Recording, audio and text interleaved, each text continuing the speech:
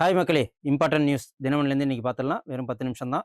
First news இன்னைக்கு 17ஆ தேதி ஆ தொகுதி மறுசீரமைப்பு மசோதாவும் அந்த பில்லும், அதுக்கப்புறம் பெண்களுக்கு 33% அமல்படுத்துறதுக்கு உண்டான பில்லு வந்து இன்னைக்கு தாக்கல் பண்றாங்க. யார் தாக்கல் பண்ணியிருக்காங்க அப்படின்னு பார்த்தீங்கன்னா, அர்ஜுன் ராம் மெக்கவேலே அப்படிங்கிறவரு. அவர் சட்டத்துறை அமைச்சர். அவரும் அமித்ஷா அவர்களும் தான் பண்ணியிருக்கிறாங்க.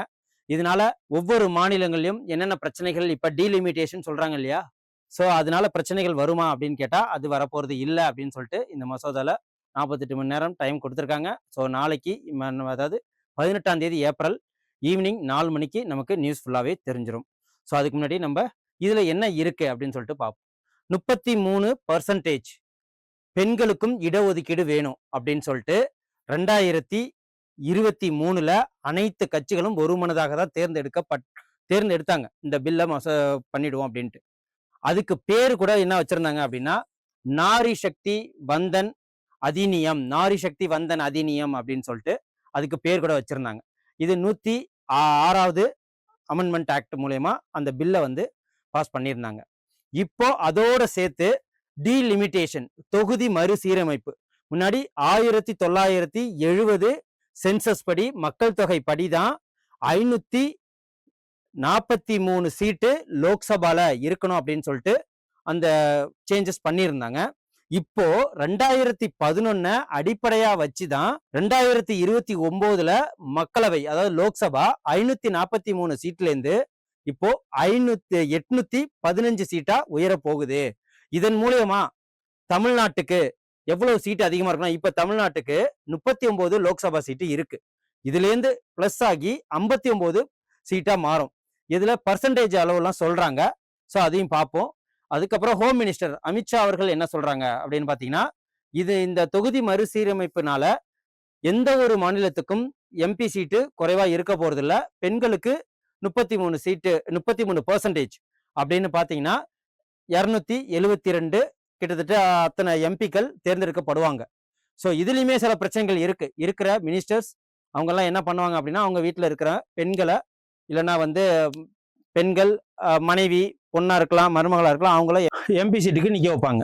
அதோட மட்டும் இல்லாம நமக்கு தமிழ்நாட்டுல என்னென்ன இதனால தொகுதி கம்மியாகும் அப்படின்னு சொல்லிட்டு ஒரு பிரச்சனைகள் போய்கிட்டு இருக்கு. அப்படி இருக்குமான்னா அதெல்லாம் கிடையாது. ஓகே, வாங்க பார்ப்போம். 33% பெண்களுக்கு ரிசர்வேஷன் பில் அப்படிதான் பார்க்கணும். 33% 33% மகளிருக்கு உமன் ரிசர்வேஷன் பில்லு பாஸ் பண்ணாங்க 2026. அதுதான் இப்போதைக்கு பாஸ் பண்றதுக்கு ரெடியா இருக்கிறாங்க. அதோட மட்டும் இல்லாம இந்த டீலிமிட்டேஷன்ஸ் பில்லுன்னு சொல்லுவாங்க, தொகுதி மறுசீரமைப்பு, அந்த பில்லும் இப்போ பாஸ் பண்ண போறாங்க. இப்போ இதுல ஆதரவு எத்தனை இருக்கு அப்படின்னு சொல்லிட்டு கேட்டீங்கன்னா, 251 உறுப்பினர்கள் எம்பிக்கள் ஆதரவு தெரிவிச்சிருக்காங்க. இந்த 2 மசோதா மொத்தம் 3 பில்லு பாஸ் பண்றாங்க. ஒன்னு ரிசர்வேஷன் பில், ரெண்டாவது தொகுதி மறுசீரமைப்பு அந்த பில்லு, அதுக்கப்புறம் சட்டப்பேரவை மற்றும் யூனியன் பிரதேசங்களுக்கு உள்ளான அந்த பில்லும் அதுலயும் 33% இன்க்ளூட் பண்ணும் இல்லைங்களா? இந்த 3 பில்லுக்காக தான் இப்போதைக்கு 16, 17, 18 இதுல எக்ஸ்ட்ராவா இந்த செஷன் வச்சிருக்கிறாங்க. ஸோ இதுல எத்தனை பேர் சொல்லியிருந்தாங்க அப்படின்னா, 251 உறுப்பினர்கள் அதாவது எம்பிக்கள் ஓகே சொல்லியிருக்கிறாங்க. 185 உறுப்பினர்கள் வாக்களிக்கல. ஓகேவா? ஸோ அதுதான் இது பாஸ் ஆகும் அப்படின்னு சொல்லிட்டு நமக்கு தெரியும். இதோட மட்டும் இல்லாம பெண்களுக்கு இதுவரைக்கும் எத்தனை சதவீதம் வாக்குகள் அந்த எம்பி சீட்டு இந்த எம்எல்ஏ சீட்லாம் கொடுத்துருந்தாங்க அப்படின்னா 10%. ஆவரேஜா 10%. ரொம்ப அதிகமா ஒரு 12.4% வரைக்கும் இந்தியா லெவல்ல கொடுத்துருக்குறாங்க. ஸோ அதை அதிகப்படுத்தணும். ஃபர்ஸ்ட் நம்ம எலெக்ஷன் நடக்கும்போது 1920ல இந்த ரவுலட் ஆக்ட் அது மூலயமா கிளம்ஸ்ஃபோர்டு அவர் ஃபர்ஸ்ட் எலெக்ஷன் வச்சிருந்தாங்க. அப்போதைக்கு பெண்களுக்கும் ஆண்களுக்குமே ஓட்டு உரிமை வச்சிருந்தாங்க. ஸோ அப்படிங்கிறப்போ, ஆனா அமெரிக்கால ஒரு பெண்ணுக்கு ஓட்டு வாங்கணும் அப்படின்னு சொல்லிட்டு பாத்தீங்கன்னா 144 வருஷம் ஆணுச்சு. அதுவே பிரிட்டிஷ்ல ரொம்ப காலங்கள் எடுத்தது. ஸோ இந்தியாவில மட்டும்தான் எலெக்ஷன் நடக்கிறப்பே பெண்களுக்கு உரிமை இருந்தது. அதுல இப்போ 33% கொடுக்குறாங்க. ஸோ அது மட்டும் இல்லாம எதனால அப்படி கொடுக்கணும், பெண்களுக்கு ஏன் இப்போ மட்டும் முன்னுரிமை கொடுக்குறாங்களான்னு கேட்டீங்கன்னா, இப்பெல்லாம் இல்லை.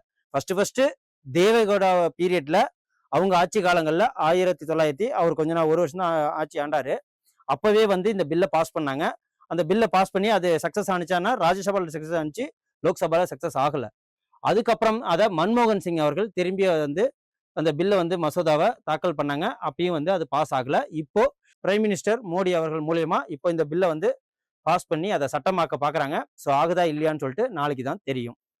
ஸோ இதுல இருந்து நமக்கு ஃபேக்ட்ஸ் என்ன தெரிய போகுது அப்படின்னு பாத்தீங்கன்னா, இது கர்நாடகா, ஆந்திரா, தெலுங்கானா, தமிழ்நாடு, கேரளா இது மொத்தம் எத்தனை சீட் அதிகரிக்கும் அப்படின்னு பாத்தீங்கன்னா 129ல இருந்து 195 எம்பிக்கள் இங்க இருந்து தேர்ந்தெடுக்கப்படுவாங்க அப்படின்னு சொல்லிட்டு சொல்லியிருக்கிறாங்க. தமிழ்நாட்டுல மட்டுமே 39ல இருந்து 59 உயரும். அது எத்தனை சதவீதம் அப்படின்னு பாத்தீங்கன்னா 23.73%. ஓகேவா? 76ல இருந்து 87, 76ல இருந்து 23.87% இன்க்ரீஸ் ஆகுது. இதுக்காக மட்டுமே கிட்டத்தட்ட 39ல இருந்து 59 எம்பிக்கள் இங்க பிரதிநிதித்துவம் படுவாங்க.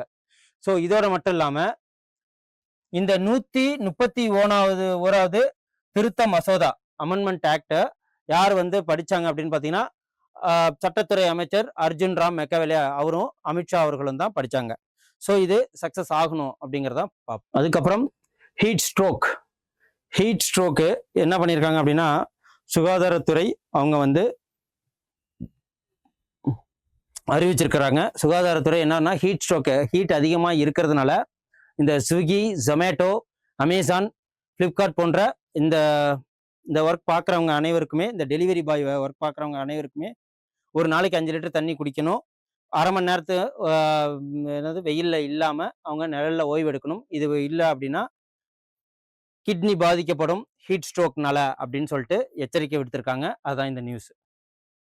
ஹீட் ஸ்ட்ரோக் உணவு விநியோகம் பணியில் உள்ள இந்த இவங்கள பேர் என்ன சொல்லுவாங்க அப்படின்னா கிக் ஒர்க்கர்ஸ்ன்னு சொல்லுவாங்க. ஓகே, இதையும் பார்த்துக்குங்க. கிக் ஒர்க்கர்ஸ் இப்போ இருக்கிற இந்த editing job, digital marketing, so இவங்களெல்லாம் ஆரஞ்சு ஒர்க்கர்ஸ்ன்னு சொல்லுவாங்க. ஆரஞ்சு எக்கானமின்னு கூட சொல்லுவாங்க. இந்த டிஜிட்டல் சம்மந்தமாக எடிட்டிங், டிஜிட்டல் மார்க்கெட்டிங்கு, அதுக்கப்புறம் இதேமாரி ஆன்லைன் வீடியோ கிளாஸஸ் இதேமாரிலாம் இருக்கிறதுலாம் ஆரஞ்சு எக்கானமின்னு சொல்லுவாங்க. அது இந்த வாட்டி பட்ஜெட்டில் நிறையாவே சொல்லி கேட்டோம்.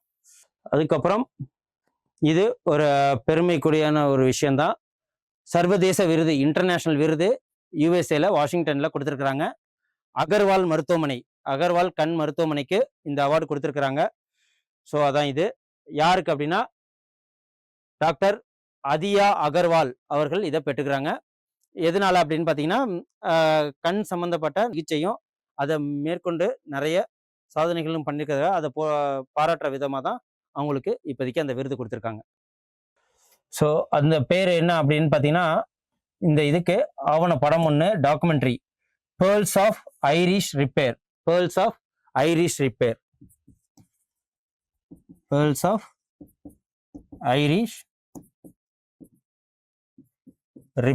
என்ற ஆவணப்படத்துக்கு முதல் பரிசும் வழங்கப்பட்டிருக்கு. அதோட மட்டும் ரிப்பலிங் இன்